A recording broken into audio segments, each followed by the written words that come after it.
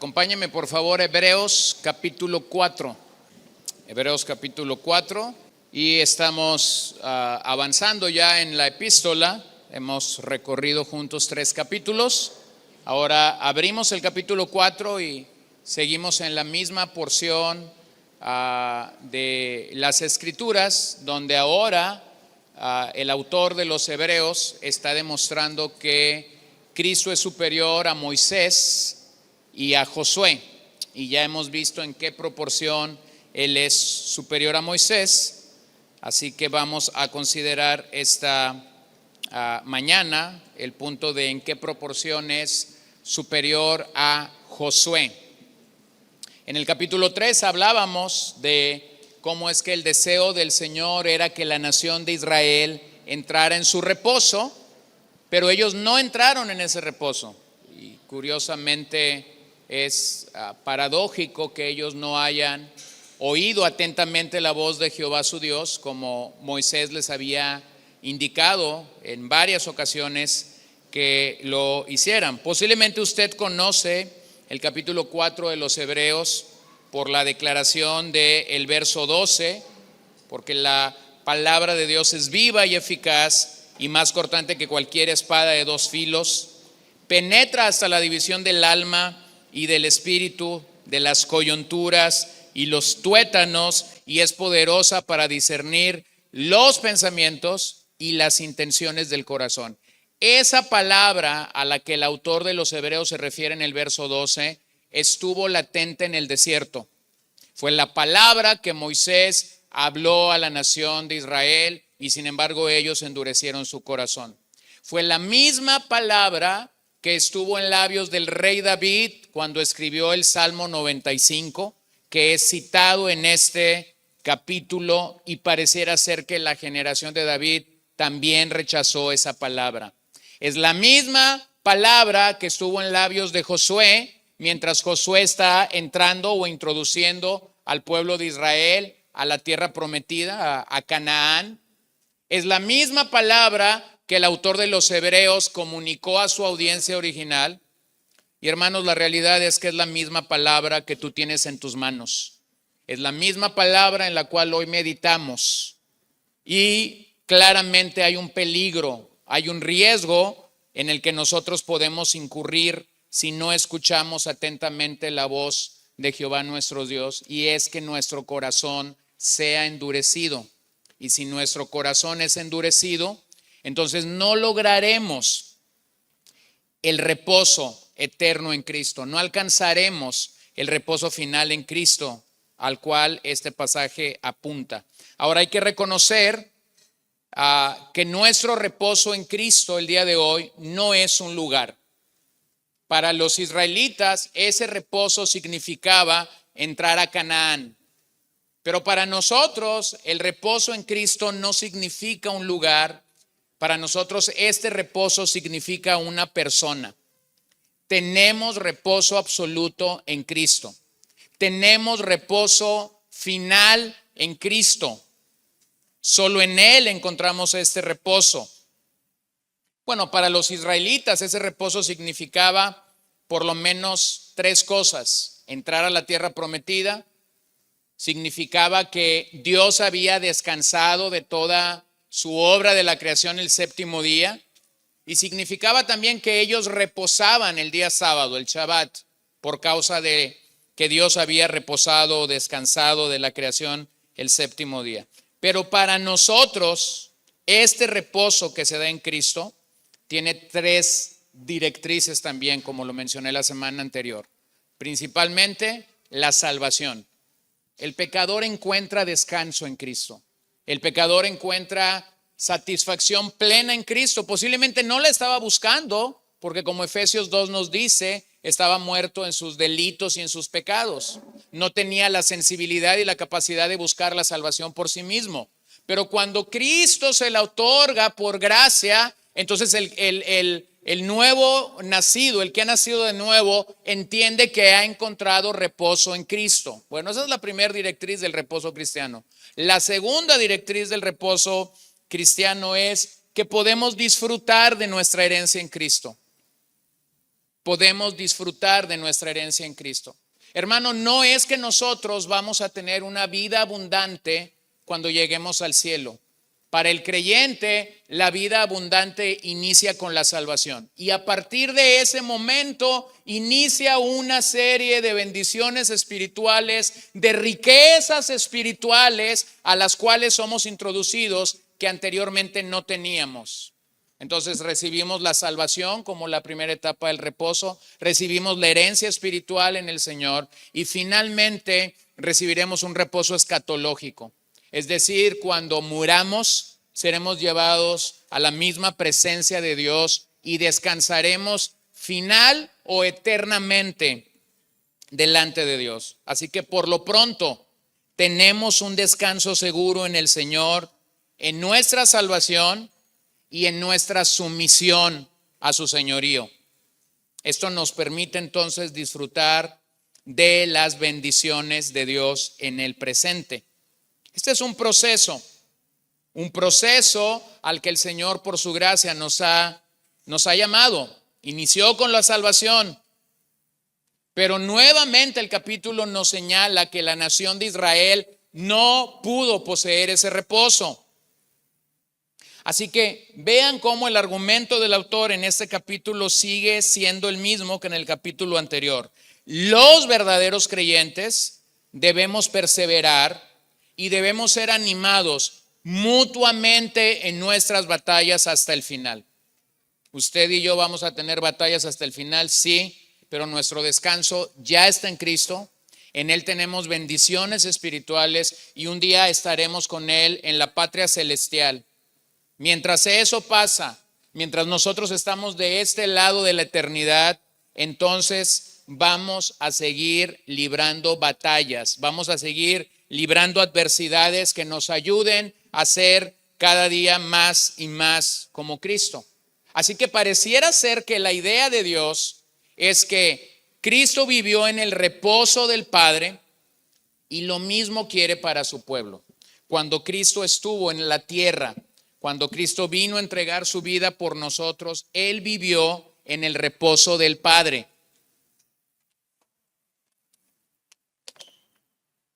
Y lo mismo Él quiere para ti y para mí. Cristo es el fundamento de este descanso espiritual. Cristo es ese fundamento que tú y yo necesitamos para descansar en el Padre. Pero nuevamente el autor de los Hebreos señala en este capítulo el mal ejemplo de Israel. Ellos no entraron en el reposo terrenal. Así que por ese mal ejemplo es que debemos desafiarnos a permanecer firmes y creyendo en la palabra de Dios para entrar en el reposo celestial.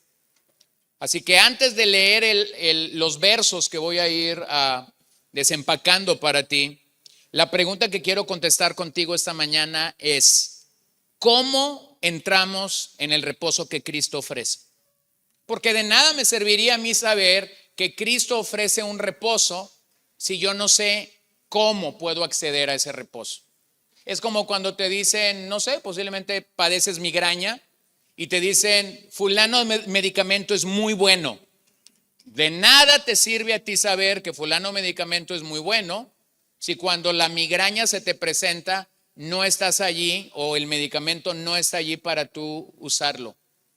De nada nos sirve saber que algo es muy bueno si no podemos echar mano de ello en el momento que nuestro ser lo necesita. Así que los 13 versos que quiero considerar contigo esta mañana responden o contestan la pregunta: ¿cómo entramos en el reposo que Cristo nos ofrece? Reposo, como ya hemos dicho a lo largo de la Biblia, es un concepto profundamente teológico, profundamente rico en símbolos, en imágenes, en historias que señalan una y otra vez la necesidad de este reposo. Y observen cómo es que el autor de Hebreos no separa este reposo de la metanarrativa bíblica. Es decir, habla de cómo el Señor descansó en el día de la creación, habla de cómo en días de Josué se habló de este reposo, habla de cómo en días de David se habló de este reposo, y ahora cómo es que en día de los hebreos se está hablando de ese reposo. Por lo tanto, vean cómo es que el reposo de Dios es una constante a lo largo de toda la historia de las Escrituras. Recordemos que en la historia de Israel, ellos pasaron por el desierto y toda una generación murió, como el capítulo anterior nos lo dijo, capítulo 3 de Hebreos. Toda una generación murió. ¿Recuerdan por qué murió esa generación? Por su incredulidad, por su desobediencia. Ellos no le creyeron a Dios. Dios les había dado una promesa. Ustedes entrarán en la tierra prometida, tomarán lo que esa tierra representa, pero ellos no creyeron a la palabra de Dios. Así que somos llamados a aplicar este pasaje no de una manera negativa, claramente. No somos llamados en este pasaje a seguir a Israel. Somos llamados en este pasaje nuevamente, escucha esto, como cada generación tiene la oportunidad de hacerlo. Lo que este pasaje te está comunicando es que prácticamente cada generación tiene la oportunidad de responder a Dios en obediencia. Hay solo dos respuestas que nosotros podemos dar al mensaje de las Escrituras, al mensaje del Evangelio o a la palabra de Dios, como lo quieras llamar. O respondemos en obediencia, o respondemos en humildad, o nos vamos a levantar en incredulidad y en desobediencia. Pero esta promesa que ahora nosotros tenemos en Cristo es mucho más grande, es mucho más gloriosa que la promesa que los israelitas tenían de una tierra prometida. Para ellos el descanso era un terreno, un territorio prometido, pero en el plan de Dios, Él está restaurando la creación después de la caída, por lo que somos llamados a disfrutar de nuestra salvación y habitar finalmente en las moradas celestiales. Entonces, ¿cómo entramos a ese reposo? Tres cosas. Entramos por fe. Segundo, entramos cuando respondemos a ese llamado urgente. Y tercero, entramos al creer en la palabra de Dios. Estas son las tres cosas que el capítulo te dice. ¿Cómo entramos a ese reposo? Número uno, entramos por fe. Número dos, entramos respondiendo a ese mensaje urgente. Y número tres, entramos creyendo en la palabra del Señor. Entonces veamos cómo entramos por fe. Versos 1 y 2. Por tanto, temamos. No sea que permaneciendo aún en la promesa de entrar en su reposo, algunos de ustedes parezca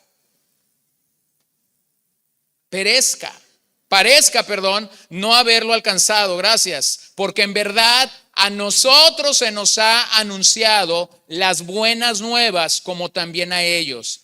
Pero la palabra que ellos oyeron no les aprovechó por no ir acompañada por la fe en los que la oyeron.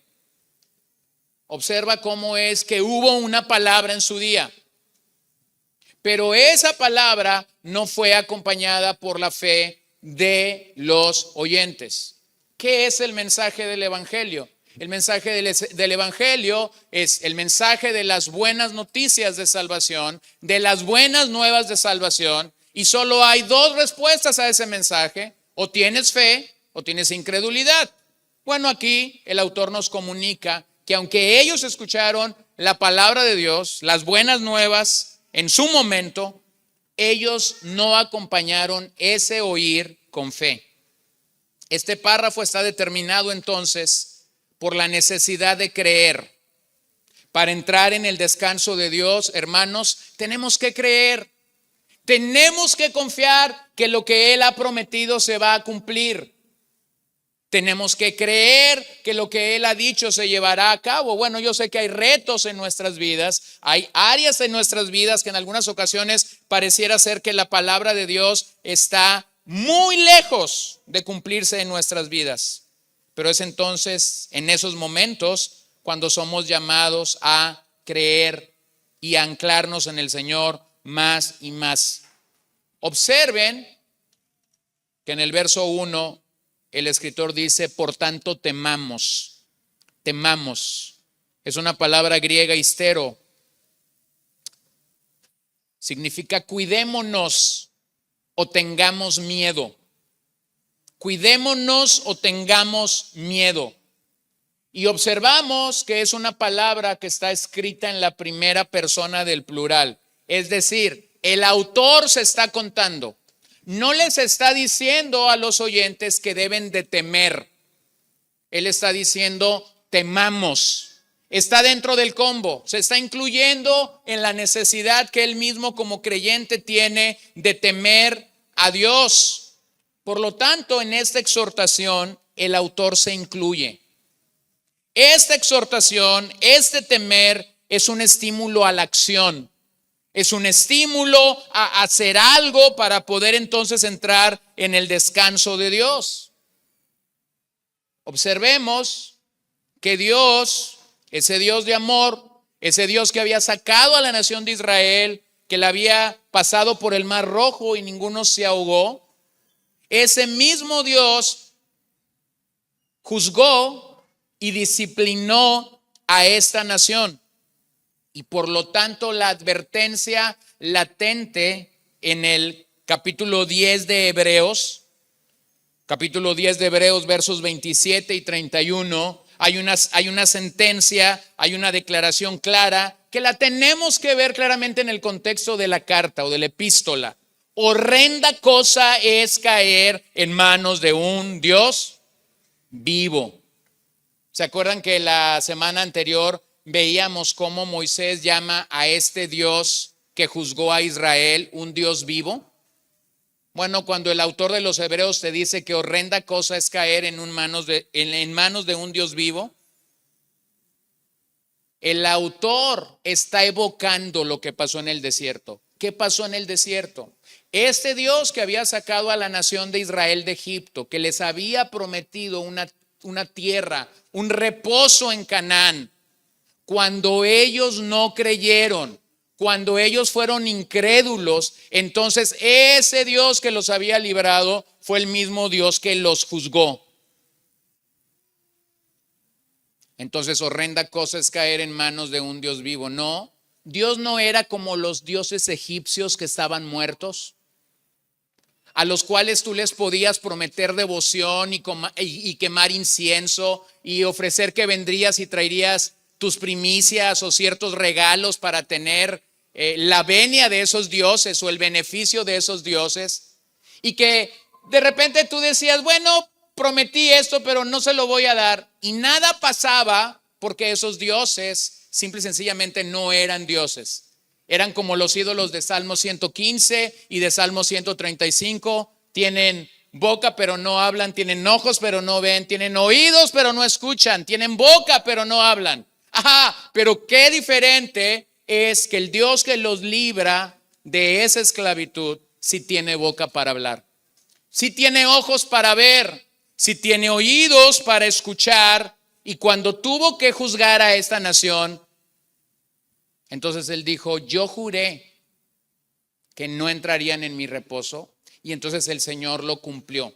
Entonces lo que el autor a los Hebreos en el capítulo 10 hace es seguir comunicando la idea, horrenda cosa es caer en manos de un Dios vivo. ¿Quién había caído en manos de un Dios vivo? Hermanos, la nación de Israel había caído en manos de un Dios vivo cuando ellos no creyeron allá en Cades Barnea.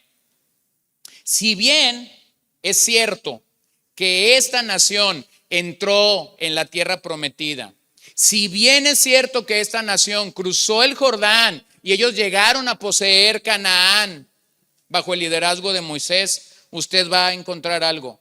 Nunca encontraron descanso. Nunca encontraron descanso.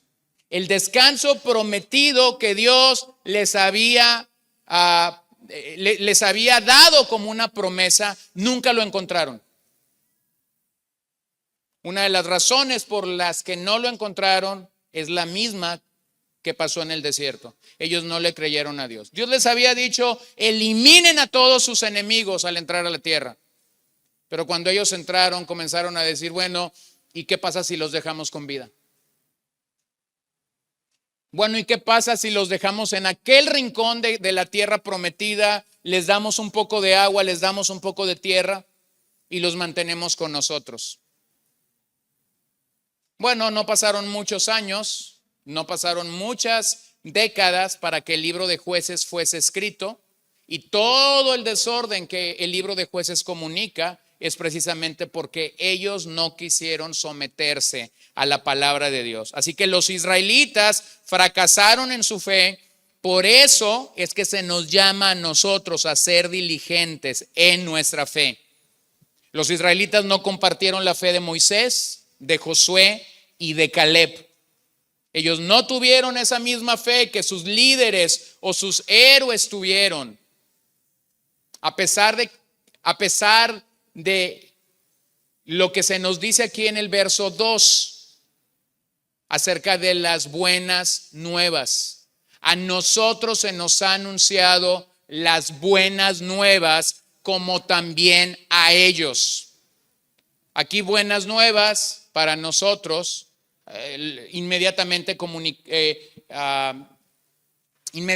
relacionamos buenas nuevas con el evangelio, buenas noticias. Pero tenemos que reconocer que estas noticias fueron predicadas a Israel, al igual que a los oyentes originales de la epístola. Posiblemente en el caso de los israelitas eran las noticias de la liberación cuando ellos estaban en Egipto. ¿Se acuerdan que Moisés llegó con un plan? El Señor iba a sacar al pueblo de Israel de Egipto, lo iba a sacar avante, y el Señor quería que su pueblo saliera al desierto, camino de 3 días, y adorara al Señor. Bueno, esas eran buenas nuevas para los israelitas que estaban esclavos en Egipto. Esas eran buenas noticias de liberación y de amor de parte del Señor. Pero posiblemente esas buenas nuevas no fueron tan claras para ellos como lo son para nosotros cuando el evangelio brilla en nuestra mente. Posiblemente no lo eran, porque tenemos que reconocer cómo es que el mensaje de las escrituras ha venido siendo progresivo. Mientras el mensaje del evangelio en el Antiguo Testamento está oculto a través de símbolos, a través de imágenes que prefiguran algo, el mensaje en el Nuevo Testamento es tan claro. Pon tu confianza en el Señor, Él te va a lavar, Él te va a limpiar, su sangre va a ser derramada. Bueno, ¿y de dónde tomamos todo esto? Pues del tabernáculo, del templo, de estas imágenes que emanan de las escrituras. Entonces vean cómo esas buenas nuevas han sido comunicadas a ellos y a nosotros, pero la palabra que ellos oyeron, dice el verso 2, no les aprovechó por no ir acompañada por la fe en los que la oyeron. Así que lo que el autor nos está diciendo es que la fe cristiana se trata de aceptar la promesa de Dios. En el cristianismo estamos anclados en las promesas de Dios. A partir de este pasaje, la palabra promesa en el libro de Hebreos va a ser recurrente. Esta palabra promesa presenta para nosotros un cuadro maravilloso, porque es por la fe que ya estamos entrando en la posesión de este reposo. Es por esa fe que tú y yo podemos tener en Cristo, que ya estamos dando pasos en el reposo de Dios sobre nuestras vidas. Mira la promesa de Mateo 11, 28 al 30. Dice Jesús: vengan a mí todos los que están cansados y cargados, y yo los haré descansar. Presente. No les ofrece un descanso futuro, les está ofreciendo un descanso presente. Verso 29, tomen mi yugo sobre ustedes y aprendan de mí, que yo soy manso y humilde de corazón, y hallarán, ¿qué iban a hallar? Descanso para sus almas, porque mi yugo es fácil y mi carga ligera. Aquí Jesús se está ofreciendo como la única fuente de verdadero descanso. Entonces, ¿dónde es que el pecador encuentra verdadero descanso? En la persona de Jesús. Léanlo bien. Dice Jesús, vengan a mí. El verso no dice, vengan a la iglesia. El verso no dice, vengan al ministerio o servicio cristiano. El verso no dice, vengan al activismo religioso. El verso dice, vengan a mí para que tengan descanso. Tú puedes venir a la iglesia y no encontrar descanso. Tú puedes servir al Señor en alguna área de tu vida y no encontrar descanso. Tu agenda puede estar llena aparentemente tratando de servir al Señor o tratando de tener hermandad con otros cristianos y puedes estar agotado completamente. Bueno, entramos en esos dilemas de la vida porque no obedecemos lo que la palabra dice. Jesús dice simplemente, vengan a mí. Encontramos descanso en su persona, encontramos descanso en su palabra. ¿Puedes observarlo en medio de una sociedad frenética como en la que vivimos?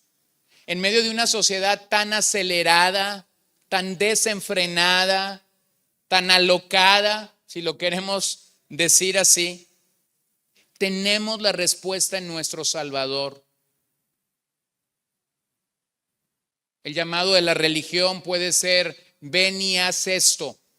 Porque la religión todavía interpreta muchas cosas a través de las obras. Pero el llamado del Salvador en este pasaje es, vengan a mí, vengan a mí. Esa promesa de entrar en el reposo del Señor Jesús sigue de pie. Aunque fue rechazada por Israel, esa promesa del descanso de Dios en la persona de Cristo sigue de pie. Querido hermano, querido amigo, esa promesa de entrar en el reposo de Dios jamás llega tarde. Posiblemente usted ha escuchado a más de un creyente que llegó al Señor entrados, no sé, los 40, los 50 o los 60. Y en muchos de estos casos, estas personas dicen, si el Señor me hubiera rescatado a mis 20, si el Señor me hubiera rescatado a mis 30, yo no hubiera cometido los errores, los pecados horrendos que yo cometí. Mi hermano, el mismo Dios que te salvó a los 40, a los 50 o a los 60, te pudo haber salvado a los 20 también. Él nunca llega tarde. Nunca entramos al reposo de Dios desfasados de la buena, perfecta y agradable voluntad de nuestro Señor Jesucristo. Nunca. Pero los israelitas que oyeron la voz de Dios en el desierto no la creyeron. Más adelante, en el argumento de esta epístola, tenemos dos largos y grandes capítulos del 10:19 al 12:29, en el que se expone el tipo de fe que glorifica a Cristo.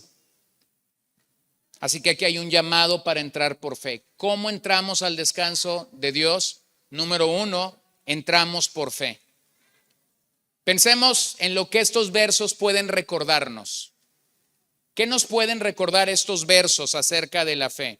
Número 1, escuchar el mensaje escuchar el mensaje del evangelio no es suficiente para ser salvos. Escuchar el mensaje del evangelio no es suficiente para ser salvos. Sin raspar muebles, tú puedes tener viniendo 3 décadas a esta congregación y escuchar el evangelio semana tras semana. Y si tú no crees en el evangelio, tú solamente eres un oyente del evangelio. El evangelio funciona no porque yo escucho el evangelio funciona cuando el Señor por su gracia me capacita para creer en el evangelio. Entonces hay gente que escucha el mensaje del evangelio. Hay gente que simpatiza con el mensaje del evangelio. Hay gente que le gusta leer los evangelios, le gusta leer los salmos y dice, wow, qué bonita palabra. Bueno, la pregunta no es qué bonita palabra, no es qué bonita narrativa. La pregunta que deberíamos de hacer a esos oyentes es, ¿crees? ¿Crees lo que aquí se declara?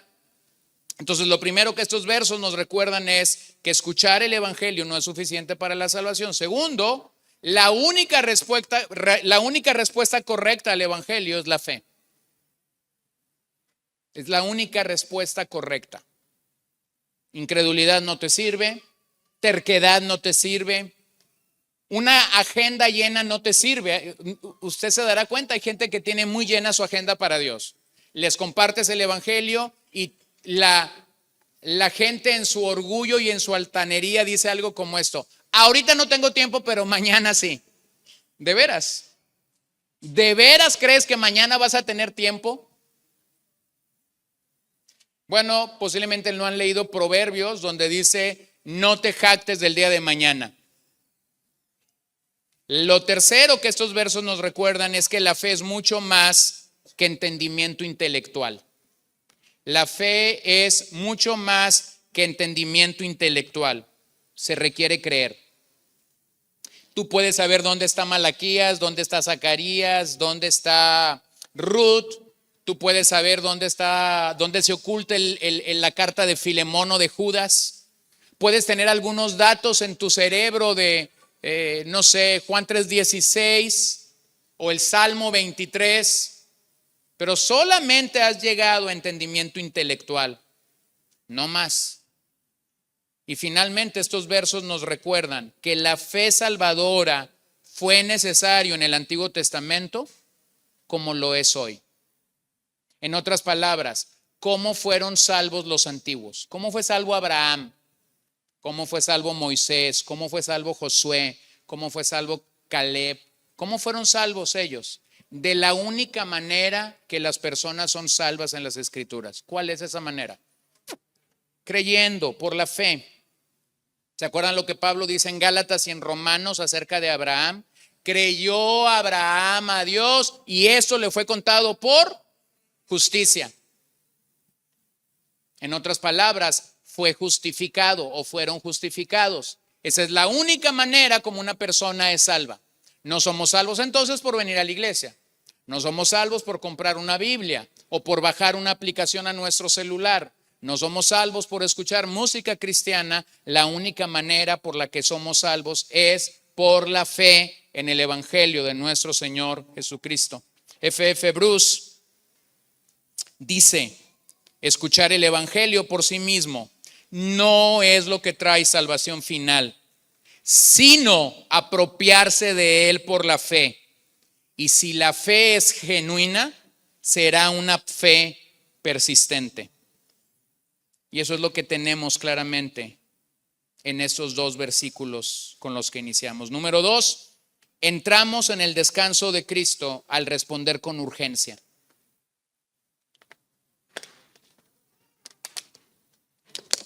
Es el apóstol Pablo quien dice que el mensaje del evangelio se ha constituido para él como un ruego. Es decir, él rogaba a la gente que viniera a la salvación. Él rogaba a la gente que pudieran venir y encontrar descanso en el Señor. Así que cuando Pablo predicaba el evangelio, cuando Pablo ministraba a los incrédulos para que ellos fueran salvos, presentaba su mensaje como un ruego, como una urgencia. Por eso le dice a su amado hijo Timoteo: predica la palabra en tiempo y fuera de tiempo. Insiste, persiste en predicar la palabra del evangelio. Observemos lo que el autor de Hebreos dice en el verso 3 en adelante.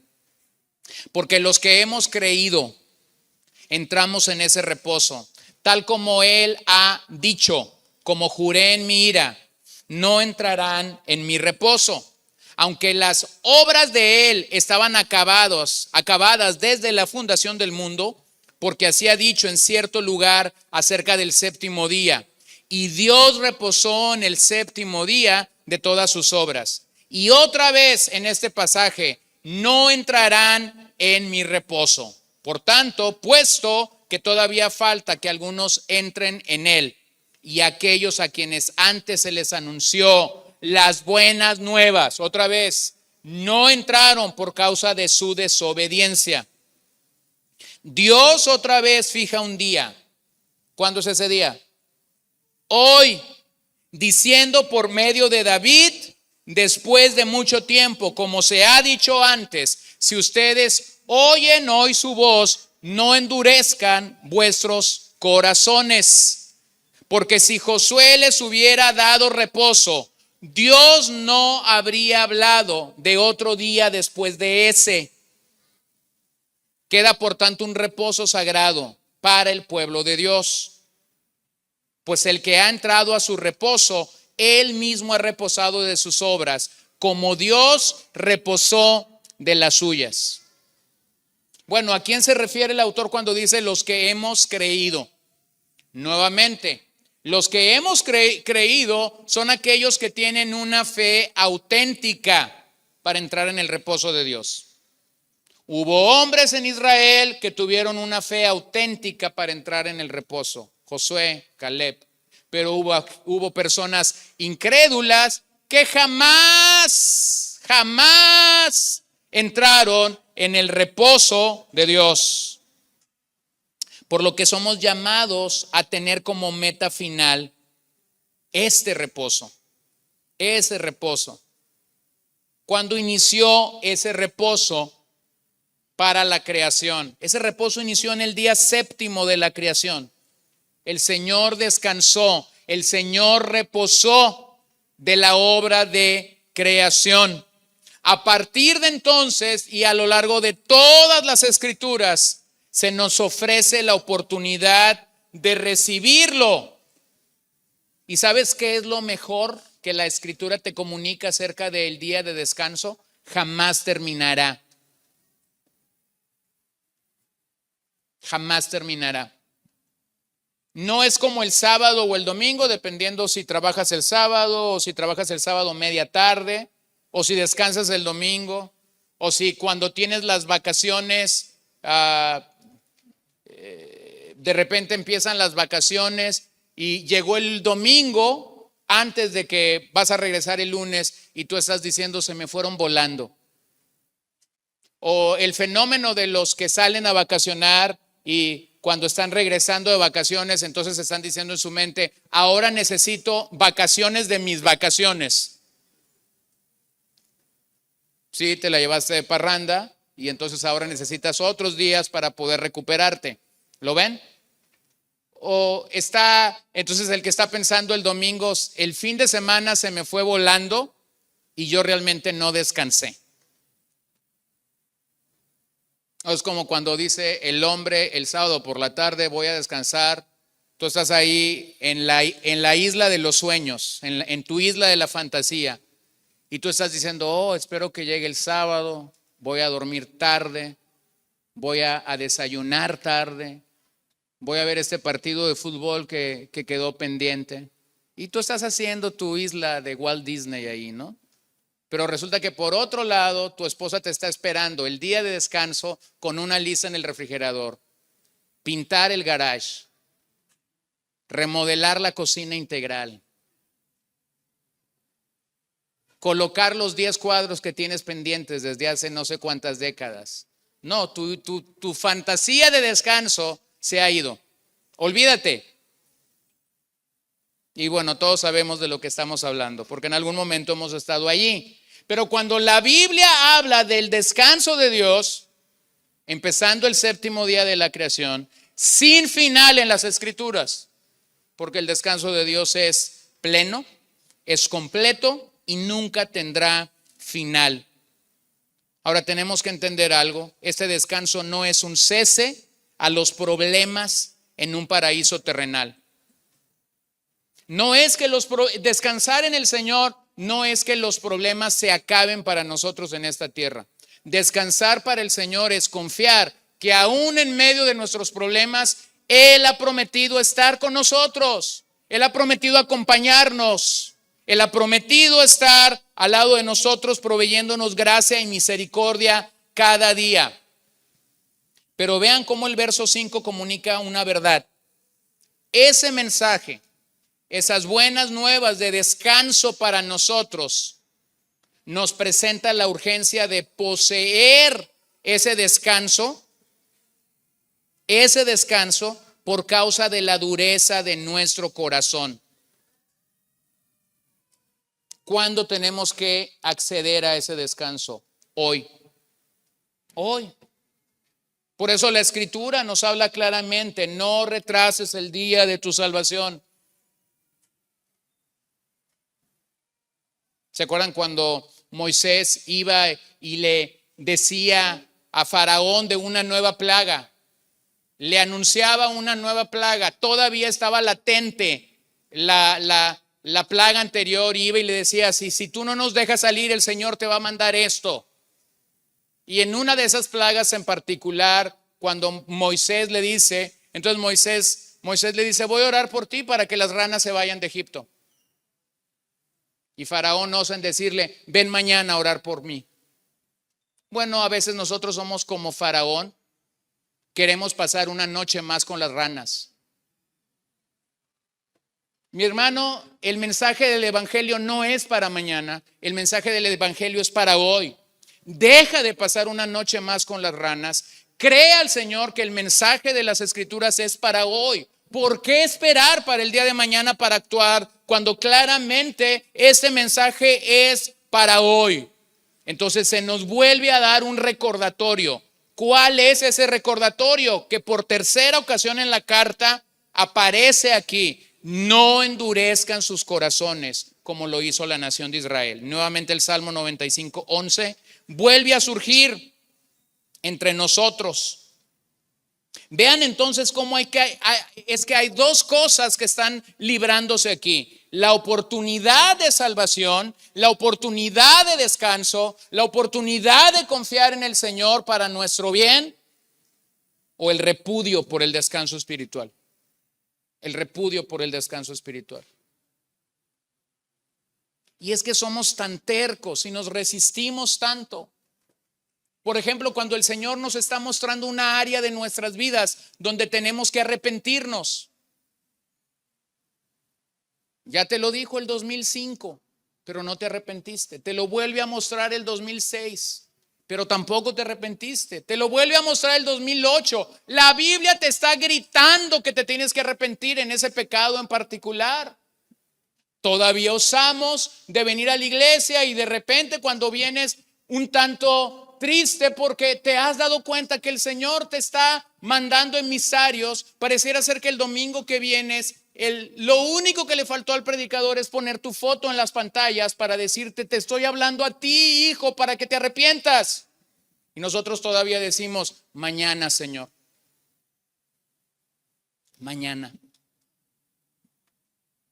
Y luego la gente se hunde en la amargura, se hunde en su rencor, se hunde en esto a lo que no deberían llegar, en producir esas raíces de amargura que no deberían de producir porque no están confiando en la palabra. Vean el verso 6 y 7, cómo es que el autor declara que David es el autor del Salmo 95. Bueno, si tú vas a Salmos y buscas de quién es este Salmo, por lo menos en una Biblia que tiene subtítulos no se te comunica que el Salmo 95 es escrito por David.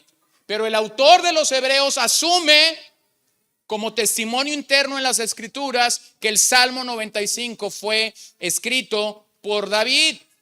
Y eso te comunica una verdad muy seria, muy importante.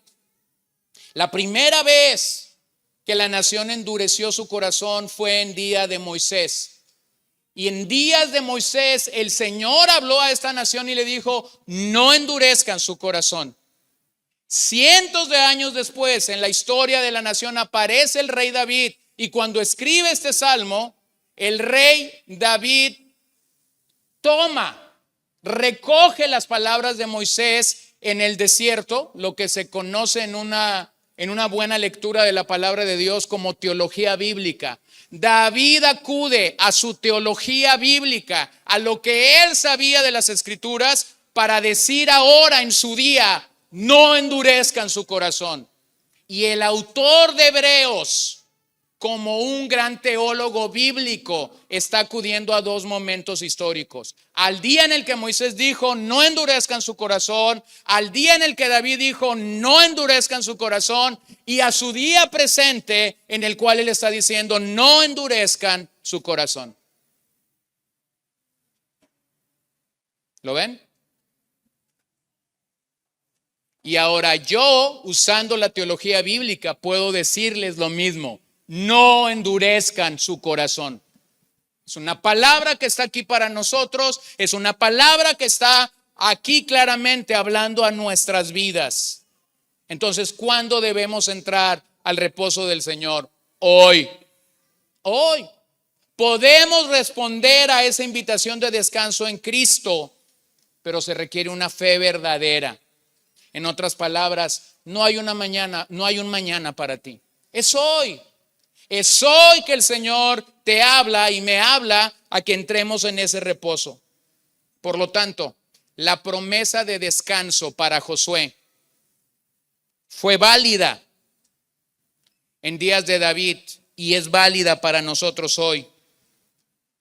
Observen cómo esta palabra no se cumplió a cabalidad cuando la nación entró en la tierra prometida. Josué 21:44. Y el Señor les dio reposo en derredor conforme a todo lo que había jurado a sus padres. Ninguno de sus enemigos pudo hacerles frente. El Señor entregó a todos sus enemigos en sus manos. Bueno, esto es lo que Dios había prometido. Él lo cumplió, pero aún así la nación fue incrédula. 23:1 de Josué. Aconteció muchos días después de haber dado el Señor reposo a Israel de todos sus enemigos alrededor, siendo Josué ya muy anciano y avanzado en años. Observen cómo es que aparentemente ellos habían encontrado reposo, pero la Biblia seguía hablando en días de David de la necesidad de entrar en ese reposo. Por lo tanto, el autor de los Hebreos llega al verso 8 y ahora introduce a Josué en su argumento teológico. Él ya dijo que Cristo es mayor que los ángeles, capítulo 1 y 2. Él ya dijo que Cristo es mayor que Moisés, capítulo 3. Y ahora está listo para decirnos que Cristo es mayor o superior a Josué. ¿En qué sentido Cristo es superior? Josué ofreció un descanso temporal. El reposo que Josué ofreció a la nación de Israel fue un reposo temporal. ¿Cómo es el reposo que Cristo nos ofrece a nosotros? Eterno. Fin del asunto. Cristo es mayor que Josué porque Josué ofrece algo temporal, pero Cristo ofrece algo eterno. Es importante notar que cuando Israel entró en la tierra prometida, siguió rebelándose contra Dios, como si no hubiese aprendido la lección de Cades Barnea. Por lo tanto, podemos resumir que al entrar Israel a la tierra prometida, no hallaron reposo, simplemente tuvieron un cambio de domicilio. Lo voy a explicar de la siguiente manera. Has vivido en tu casa por 20 años, pero un buen día te visitan en la noche los maleantes y roban en tu casa mientras tú estás dormido. Y entonces a ti se te ha metido una buena idea. La única manera en la que yo voy a encontrar reposo es cambiándome de casa. Así que al día siguiente haces un banner y pones este banner afuera de la puerta de tu casa. Se vende esta propiedad. Es tanto el temor que tienes de que nuevamente vuelvan a entrar a tu casa a robar que decides irte a vivir a una casa de renta mientras tu casa se vende. Porque añoras el descanso, porque añoras el reposo, porque quieres dormir y realmente descansar. No quieres levantarte cada vez que pasa un carro, no quieres levantarte cada vez que alguien está golpeando una lata sobre la calle y que eso provoca un ruido con el cual tú te vas a espantar. No quieres tener ese tipo de sufrimiento. Así que has llegado a tu nueva casa, estás emocionado acomodando el refrigerador y acomodando todas las cosas, pero llega la noche y ya saben qué es lo que pasa, ¿no? Te vas a la cama y tú dices, en paz me acostaré, Señor, y así mismo dormiré. Oh, gloria a Dios, ahora sí voy a dormir. ¿Y qué crees que pasa? No descansas. Porque cambiaste de domicilio, pero no arreglaste el problema interno. Tu confianza en el Señor se ha ido. Has puesto tu confianza en una casa Has puesto tu confianza en cosas que están alrededor de ti, pero no has puesto tu confianza en Cristo. Entonces Josué en este pasaje simplemente tipifica a Jesús, tipifica la obra de Jesús. Josué estaba entrando con esta nación para llevarlos al Canaán tan prometido. De hecho, la palabra Josué y Jesús en griego suenan iguales, se escriben más o menos de una manera en la que la pronunciación es la misma, pero más que fijarme en eso, lo que quiero destacar aquí es que el reposo del que se habla aquí era un reposo de las labores o de los intentos que el hombre hace a través de sus obras. Mira, cuando nosotros llegamos a Cristo por medio de la salvación, nos damos cuenta de algo. Las obras más gloriosas que aparentemente nosotros hemos hecho en el pasado no sirven de nada para encontrar descanso. Señor, es que ¿de qué me tengo que arrepentir? Yo me he portado muy bien. No sirve. Señor, pero yo he sido muy altruista. Qué bueno que eres altruista. No abona al evangelio, no abona a la salvación. Señor, es que yo les hago posada a los niños pobres y les llevo piñatas y dulces, y hasta este año les hice champurrado. Invítame al champurrado, pero tampoco sirve para ser salvo. Todas nuestras obras no sirven absolutamente de nada para encontrar el descanso que el Señor promete. Entonces, ¿cómo encontramos ese descanso? Cuando yo digo, Señor, mis obras son nada ante ti. La única obra que es válida para la salvación delante del Padre es la del glorioso Señor Jesucristo. Hay un solo tipo de obra que abona y que produce la salvación de un pecador, y lamentablemente no es la obra de ninguno de nosotros. Es la obra de nuestro Señor en la cruz. Es por gracia, no por obras, como dice Pablo, para que nadie se gloríe. Entonces la justicia de Dios nos es impartida a nosotros en la persona de Cristo. Por eso es que decimos que Jesús es el nuevo, el definitivo y el mejor Josué. Él es el nuevo, Él es el mejor y Él es el definitivo Josué. Por lo tanto, se nos llama, se nos convoca a confiar en ese reposo eterno y glorioso que Él nos ofrece. Deja de pelear con ser el arquitecto de tu propia vida, porque no sé si te has dado cuenta, pero esa arquitectura te ha llevado al fracaso solamente.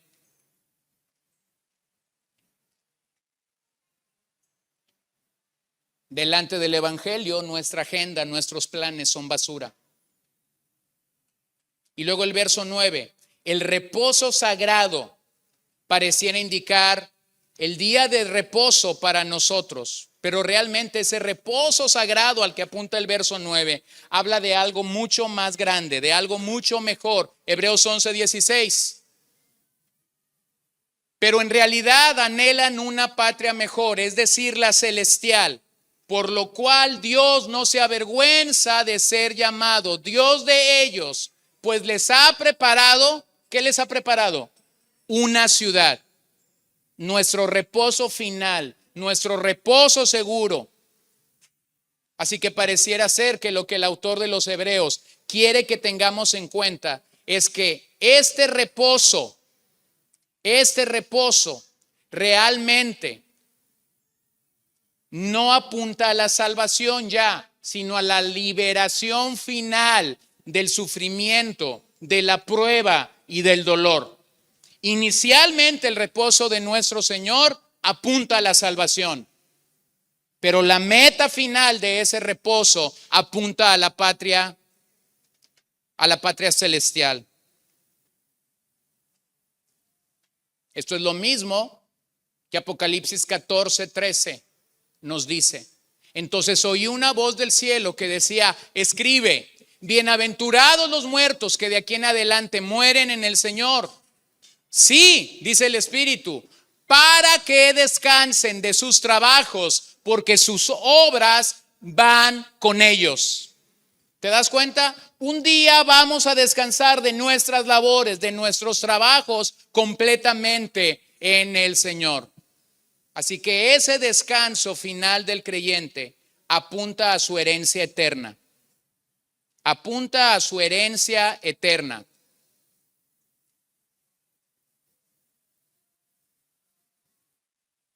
Por ejemplo, Hebreos 11:10, aunque ustedes tienen otros ahí. Porque esperaba la ciudad que tiene cimientos, cuyo arquitecto y constructor es Dios. ¿Se dan cuenta? Ellos confiaban, ellos esperaban, los antiguos hombres de fe esperaban una ciudad. Bueno, ¿y dónde está esa promesa en el Antiguo Testamento? Posiblemente no es tan visible para ti y para mí en el Antiguo Testamento. Es visible en el Nuevo Testamento claramente. Pero entonces vete dando cuenta cómo es que la fe de los antiguos era una fe similar a la nuestra. Hebreos 11, verso 13. Todos estos murieron en fe, sin haber recibido las promesas, pero habiéndolas visto desde lejos y aceptado con gusto, confesando que eran extranjeros y peregrinos sobre la tierra. Porque los que dicen tales cosas claramente dan a entender que buscan una patria propia. Y si en verdad hubieran estado pensando en aquella patria de donde salieron, habrían tenido oportunidad de volver. Pero en realidad anhelan una patria mejor, es decir, la celestial. Por lo cual Dios no se avergüenza de ser llamado Dios de ellos, pues les ha preparado una ciudad. Un descanso eterno, un lugar de reposo donde nuestros labores ya no más estarán. Y el verso 10 nos aclara increíblemente el Evangelio. El capítulo 4 de Hebreos, verso 10, nos habla claramente de cómo hemos reposado de nuestras obras. Nuevamente el autor regresa a la idea del Evangelio. Lo que el Evangelio inicialmente hace por nosotros. Hermanos, el Evangelio no es moralidad. El Evangelio no es altruismo. El Evangelio no es beneficencia pública. El Evangelio no es una religión externa. El Evangelio no es programación neurolingüística. El Evangelio no tiene que ver con un programa de superación personal.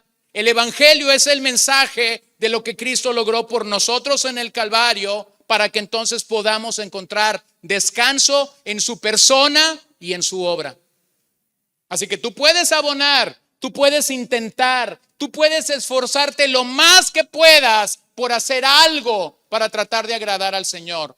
Y finalmente lo que el Padre te dice es: la única obra válida es la obra de mi Hijo. Si no crees la palabra, si no crees al que envié, entonces no tendrás vida eterna. Entonces, ¿cómo entramos a este descanso? Número 1, por la fe. Número 2, por responder a ese mensaje de forma urgente. Y número 3, entramos a este descanso al creer en la palabra.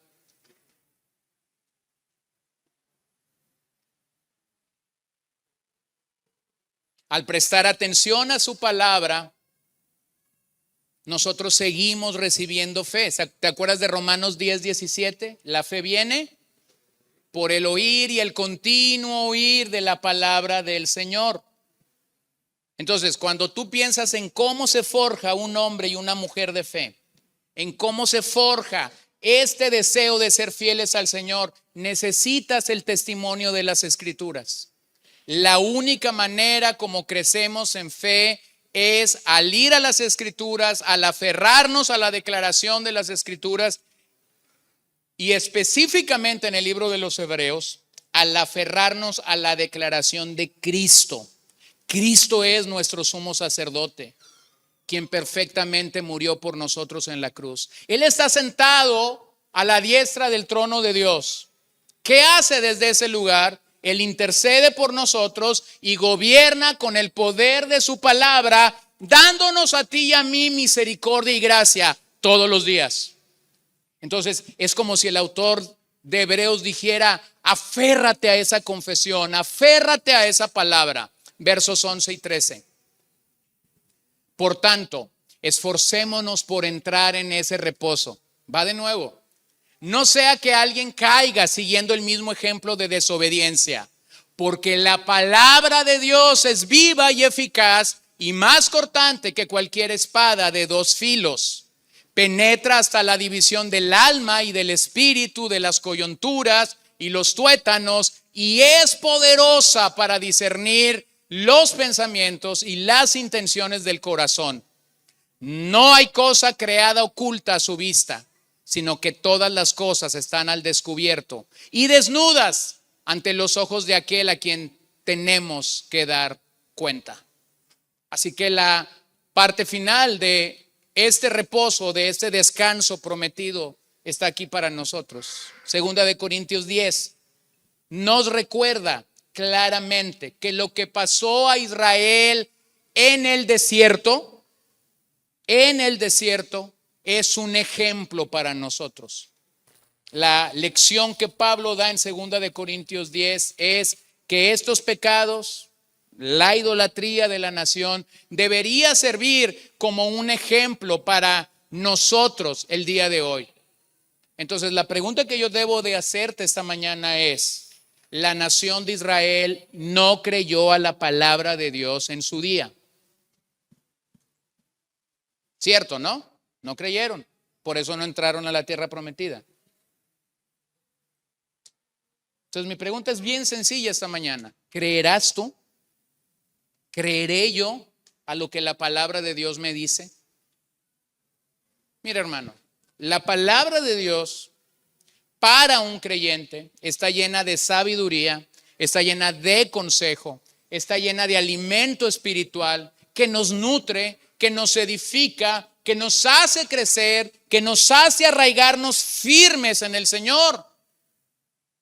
Pero a la par, esa misma palabra que tanto nos bendice a ti y a mí es un instrumento de juicio para el pecador. Tú puedes decir: oh Señor, cuán dulce es a mi paladar tu palabra, es más dulce que la miel. Y tienes a un pecador a tu lado que dice: yo no sé dónde encuentras lo dulce, esto me parece ser tan amargo. Tú puedes decir: oh Señor, gracias porque tu palabra es viva para mí este día. No sé cuántos siglos hace que Moisés lo escribió, pero para mí es viva. Y tienes ahí a un pecador que dice: este es un libro arcaico, este es un libro pasado de moda. ¿Lo ves? La misma palabra que tanto nos bendice, al incrédulo le sirve como un instrumento de juicio. Por esa razón es que cuando entendemos el poder de la palabra para edificar nuestras vidas, es que nosotros deberíamos responder a ese mensaje edificándonos mutuamente, llamándonos como creyentes a perseverar en el poder de la palabra. Observa que el énfasis en este pasaje está en el poder de la palabra. ¿Cómo es la palabra de Dios? Es poderosa. Es poderosa. Aquí está el énfasis en esos versos, en el poder de la palabra. Y es que así lo declara Salmo 33:6. Por la palabra del Señor fueron hechos los cielos y todo su ejército por el aliento de su boca. Así lo declara Salmo 107:20. Él envió su palabra y los sanó y los libró de la muerte. ¿Puedes ver el poder de la palabra de Dios? ¿Puedes ver cómo esta palabra poderosa estaba llegando en días de Israel y ellos la rechazaron? Bueno, esa palabra poderosa debería ser correspondida por nosotros a través de obediencia. En algunas ocasiones escuchamos la expresión que suena bonita pero es incorrecta. Suena bien pero es incorrecta cuando la analizas adecuadamente. En palabras más o palabras menos, algunos pudieran decir: no quiero más Biblia.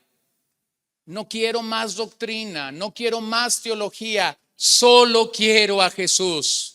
Y la gente llora y la gente aplaude cuando escucha esas frases tan populares. Pero mi hermano, es una frase estúpida y no estoy enojado. Tú no puedes divorciar a Jesús de las Escrituras. Tú no puedes divorciar las Escrituras de Jesús. ¿Quién las inspiró? ¿De quién dan testimonio? De Él. Entonces suena muy bonito que aquel predicador que no se quiere sentar y pasar 15, 20 horas a la semana preparando un mensaje diga: lo que mi gente necesita es Jesús. ¡Flojo! Váyase a hacer tacos. Deje el ministerio. Si usted no va a pagar el precio para preparar un buen platillo el domingo, haga cualquier otra cosa. Pero no le venga y le juegue el dedo en la boca a la oveja diciendo: solo quiero darte a Jesús porque es lo que tú necesitas. Eso no es lo que dice la Biblia. Las Escrituras dan testimonio de Cristo. Juan dice en el capítulo 20: para esto les escribí, para que ustedes crean que Jesús es el Hijo de Dios.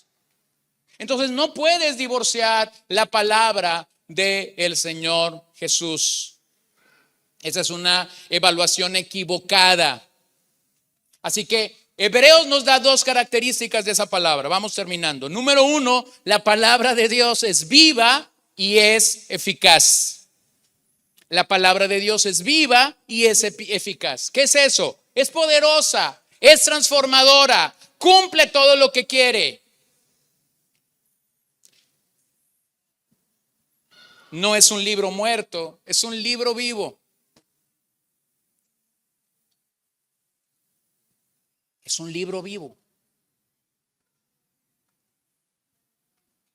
Cuando tú vas a tu biblioteca y encuentras un libro que tiene ahí 30 o 40 años, si tú eres como yo, un tanto alérgico, y abres ese libro y te encuentras que ese libro está todo amarillo, te encuentras que si lo abres de más, el canto de ese libro se va a partir porque ya el pegamento simple y sencillamente no opera como operaba hace 30 o 40 años.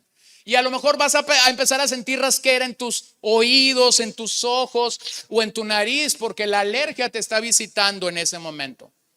Bueno, tienes ante ti un libro muerto, posiblemente muy bueno en su época, seguramente superado. Seguramente se ha escrito mucho más sobre ese tema. Pero cuando vas a las Escrituras no tienes ese efecto. Tienes un libro totalmente vivo, eficaz, tal como Isaías 55 dice. Porque como descienden de los cielos la lluvia y la nieve, y no vuelven allá, sino que riegan la tierra, haciéndola producir y germinar, dando semilla al sembrador y pan al que come, así será mi palabra que sale de mi boca. No volverá a mí vacía, sino sin haber realizado lo que deseo y logrado el propósito para el cual la envié.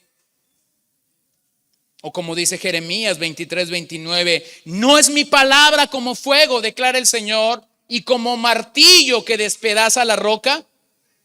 Entonces tienes ante ti un libro, una palabra que es viva y eficaz. Número 2, la palabra de Dios es más cortante que toda espada de dos filos. Es más cortante que toda espada de dos filos. Había dos palabras para describir la palabra espada en el día que en el mundo del Nuevo Testamento. Hay dos tipos de espadas que los romanos usaban. Una espada larga, que era la espada que ellos sacaban cuando iban arriba de un caballo y que el combate era de bestia a bestia y que se entiende que había una distancia entre soldado y soldado. Hay un segundo tipo de espada que los romanos usaban, era una espada muy pequeña, un tipo daga o un tipo cuchillo de nuestros días, que ellos la utilizaban cuando el combate era cuerpo a cuerpo. Es decir, cuando ya no estabas sobre una bestia, sobre un caballo y tenías que combatir a tu enemigo a una distancia muy cercana. La palabra que aquí se utiliza para espada tiene que ver con esa daga o cuchillo pequeño. Es este combate cuerpo a cuerpo que nosotros tenemos frente a las filosofías de este mundo, frente a las mentiras de Satanás, y sabemos que esta espada es poderosa para ese combate cuerpo a cuerpo. ¿Qué hace esa pequeña espada? Esa pequeña espada penetra y descubre el corazón del hombre, de acuerdo a lo que Hebreos dice aquí. En esta palabra encontramos que su palabra, la palabra de Dios, tiene una capacidad invasiva, afecta todo nuestro ser. Afecta todo nuestro ser. La palabra de Dios invade todo nuestro ser, invade mi mente, invade mi corazón, invade mis emociones, invade todo lo que el hombre es. Ojo, no dije emocionalismo, dije emociones. Como creyentes tenemos emociones. Y cuando la palabra de Dios comunica a mi emoción algo, entonces yo puedo responder con gozo, con llanto, con quebranto, pero no estoy hablando de emocionalismo. Estoy hablando del poder invasivo de la palabra de Dios. Un solo texto puede quebrantar tu corazón. Me encanta ver estas historias de creyentes y de grandes predicadores a lo largo de la historia, cuando ellos dicen, el texto que Dios usó para salvarme fue este. Y por más que yo lo leo, yo digo, jamás hubiera sido salvo con este texto. Pero allí es cuando veo el poder de la palabra. Cuando ese texto que aparentemente no comunica nada del evangelio para mí, comunica todo el evangelio para otro pecador. Entonces, mi hermano, no tengas problema cuando has llegado con gran hambre del Señor, has abierto tu Biblia en el libro de Ageo, de Miqueas, Zacarías, donde aparentemente tú dices, ¿qué es esto que está pasando? Y de repente la palabra de Dios, que es viva y eficaz, ministra tu corazón. Posiblemente no va a ministrar el corazón de nadie más, pero fue viva y fue eficaz para ti en ese instante. Penetró. Tuvo un poder invasivo, un poder vertiginoso en ti. Y es que de hecho la palabra ahí, katrikos, juzgar o discernir, denota esa capacidad que la palabra tiene de romper el engaño, de acabar con la confusión,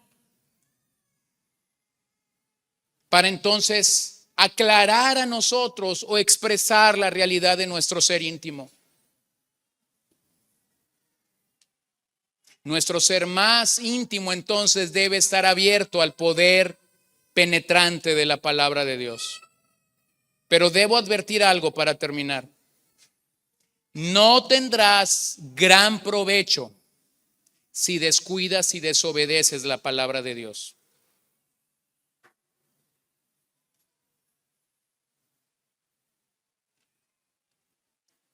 Nuestra generación es rica en recursos bíblicos.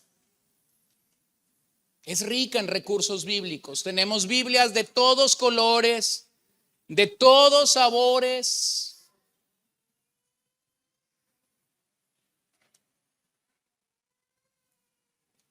Una de las cosas que a veces tengo que hacer para cumplir con ciertos requisitos del seminario es escuchar Biblia. Y entonces en la semana estaba escuchando el libro de Job. Y mientras estaba escuchando el libro de Job, escuché que mi hija, la más pequeña, entró al cuarto. Y escuché que rápidamente se paró cuando el libro de Job dice, y entonces Satanás habló y dijo. Y entonces ella se pausó ahí un momento y dijo, papá, es Satanás. Y yo entonces dije algo. Si un chamaco de 4 años se puede quedar pasmado cuando escucha la palabra de Dios, así sea Satanás el que habla, entonces yo no entiendo por qué nosotros no caemos de rodillas cuando estamos ante el poder de la palabra. A los 2-3 días, otra vez me ve que estoy terminando Job y cuando ella llega dice, papá, Es Satanás. No, le dije, es Job. Y entonces ella dice, bueno, es Job, y se fue corriendo. Querido hermano, no tendremos provecho alguno si no leemos las escrituras con atención. Puedes tener un armario completo con 15, 20 versiones de las escrituras. Puedes tener libros que compraste porque cuando alguien más llegó al estante de los libros, viste que uno compró 2 y no te quisiste quedar atrás y compraste 4. Pero si no los abres para leerlo, no sirven de mucho. Solamente sirven para acumular polvo. Tenemos una generación rica en recursos bíblicos, pero pobre en contenido de las escrituras. Hermanos, lean la Biblia, que no se las platiquen. Lee la Biblia, que no te la cuenten. Y cuando leas la Biblia, acércate humildemente a su palabra. Deja detrás la arrogancia, deja detrás el orgullo que puede envolverte, deja atrás la sospecha y ven en fe ante el autor y el creador de la vida. Solo su palabra puede darte vida. Finalmente, Dios conoce nuestra realidad, como el verso 13 nos lo comunica. Dios sabe si creemos o no creemos la palabra, si la obedecemos o no la obedecemos, si la proclamamos o la ocultamos. Decía el gran predicador inglés Spurgeon acerca de este verso: es más cortante que toda espada de 2 filos. Una espada con 2 filos no tiene un lado romo. Corta en un sentido y corta también en el otro. La palabra de Dios tiene filo por todos lados. Es viva por donde se le mire y cada parte de ella puede cortar la conciencia y herir el corazón. Debes depender de ella. Ningún versículo de la Biblia es superfluo, ni ningún capítulo es inútil. Y eso cuenta para el libro de Levítico. Y eso cuenta para Deuteronomio y Números. Así que no podemos escondernos del poder de Dios y su palabra. Al final del verso 13, la expresión desnudo y postrado que allí está, pareciera ser que viene de la lucha libre de aquellos días. Sin embargo, si tomas la idea de la espada que está en el verso anterior, podrás encontrar que este es un enemigo que está de frente a alguien que ha utilizado la espada y que está listo poniendo su cuello para ser decapitado. En otras palabras, no tengo nada más que hacer. Me has vencido con el poder de tu espada. Aniquílame. Júzgame por el poder de esta espada que tú tienes en tu mano. Es así como Dios lo sabe todo de nosotros y por eso no podemos escapar. Nadie escapa de su escrutinio. Todo está expuesto ante Él y su poder. Cada individuo será juzgado por la palabra y por el Dios de la palabra. Dios nos da su palabra para que no repitamos el ejemplo de Israel. Dios nos da su palabra para que nos arrepintamos. Pero si no quieres arrepentirte, entonces su palabra no producirá arrepentimiento en ti. Su palabra producirá juicio en ti. Juan 12:48. El que me rechaza y no recibe mis palabras, dice Jesús, tiene quien lo juzgue. La palabra que he hablado, esta lo juzgará en el día final. ¿Ves cómo no puedes separar a Cristo de su palabra? Dice el Señor, la palabra que yo ya les di, esta los va a juzgar. Un Cristo de la palabra y una palabra de Cristo. Juan 6:63, el Espíritu es el que da vida, la carne para nada aprovecha. Las palabras que yo les he hablado son espíritu y son vida. Esas mismas palabras que dice anteriormente los va a juzgar. Esas mismas palabras son espíritu y son vida. Juan 6:68, Simón Pedro le respondió, Señor, ¿a quién iremos? Tú tienes palabras de vida eterna. Entonces, hermanos, apropiémonos de la herencia espiritual. Apropiémonos del descanso que Cristo quiere darnos. ¿Cuándo nos quiere dar ese descanso? Hoy, no mañana, no la década que viene, no el año siguiente. Hoy Cristo quiere darnos descanso. Apropiémonos de su herencia espiritual y confiemos plenamente en la palabra de Dios.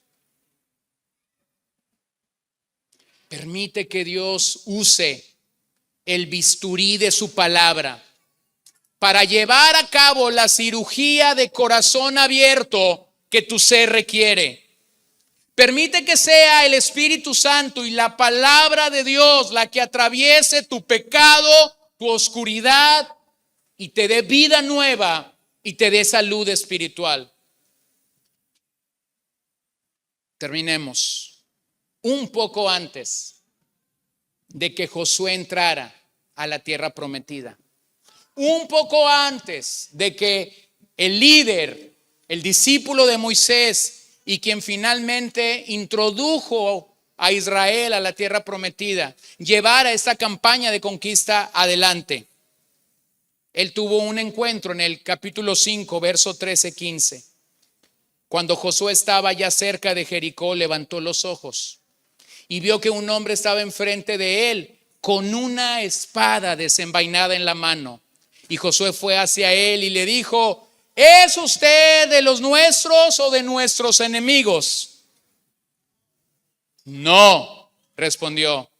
Más bien yo vengo ahora como capitán del ejército del Señor. Fue suficiente para que Josué se postrara delante de él. ¿Qué tienes aquí? Un hombre que cree la palabra de Dios. No le dijo: muéstrame tus credenciales. No le dijo: ¿y dónde está tu ejército? ¿Y dónde están tus carros de guerra? ¿Y dónde están tus jinetes? No. Él se postró delante de su Señor. Y Josué se postró en tierra, le hizo reverencia y dijo: ¿qué tiene que decirle mi Señor a su siervo? Oh, mi hermano, esa debería de ser nuestra actitud el día de mañana cuando abramos las Escrituras. Señor, habla, que tu siervo escucha. ¿Qué tienes que decirme? Entonces el capitán del ejército del Señor dijo a Josué: quítate las sandalias de tus pies, porque el lugar donde estás santo es. Y así lo hizo Josué. Bueno, posiblemente si tú y yo hubiésemos estado ahí, esperaríamos que el capitán del ejército nos diera toda su estrategia y nos dijera: primero van a ir estos por delante, después van a ir las bombas, después va a hacer esto. Pero esta fue la orden del capitán: quítate las sandalias de tus pies, porque el lugar que tú estás pisando es santo. Y Josué no tuvo nada que hacer más que mandar a volar sus sandalias. Fue aquella acción privada la que otorgó la victoria pública a Josué. Fue aquella acción privada la que otorgó la victoria pública a Josué. Hermanos, son esas pequeñas acciones que tú y yo tenemos ante la palabra de Dios privadamente lo que quizás nos dé las más grandes victorias en lo público.